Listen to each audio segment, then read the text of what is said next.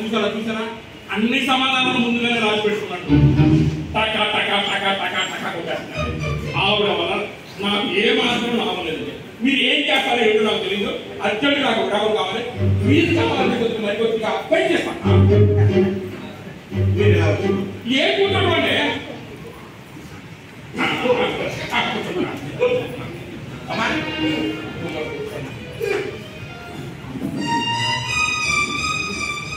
రావు గారు, నా పాయింట్ మీరు అర్థం చేసుకోండి. ఎలాంటి కేసుల్లో విడాకులు సులువు అంటే కట్న సమస్యలు, ఆస్తి తగాదాలు, అక్రమ సంబంధాలు, శారీరక హింస, పరస్పర హత్య ప్రయత్నం ఉంటారని కాదండి.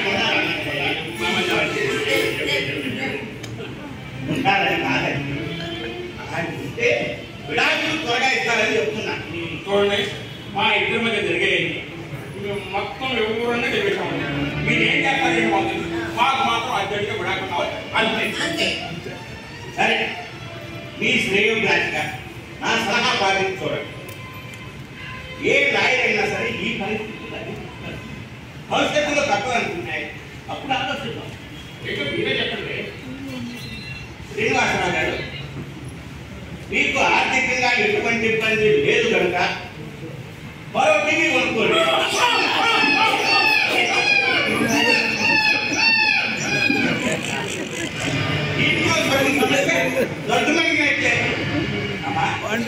మీకు 2 బెడ్రూమ్లు ఉన్నాయి కదా, ఎవరి సామాన్లు వాళ్ళు సర్దుకుని రూమ్లో ఉన్నాయి.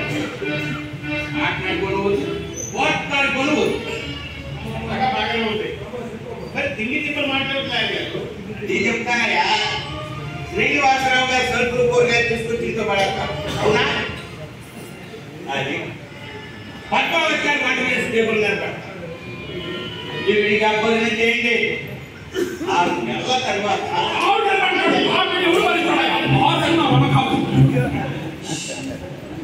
నెలల తర్వాత మళ్ళీ వస్తారు. ఏం చేయాలో అప్పుడు ఆలోచిద్దాం. డాక్టర్, కోర్టు వాళ్ళు అన్ని విషయాలు పరిగణలో తీసుకొని మీరు జీవితంలో కలిసి కాపులు చేయలేని నిర్ణయం గురించి విడాకులు మంజూరు చేస్తారు. ఏమంటారు అక్కయ్య గారు? ఏమంటారు? మీరు మాట్లాడకండి. నేను 6 నిమిషాల్లో కలిసాను. అక్కయ్య గారు, ఎప్పటి నుంచో భారతదేశం మొదలై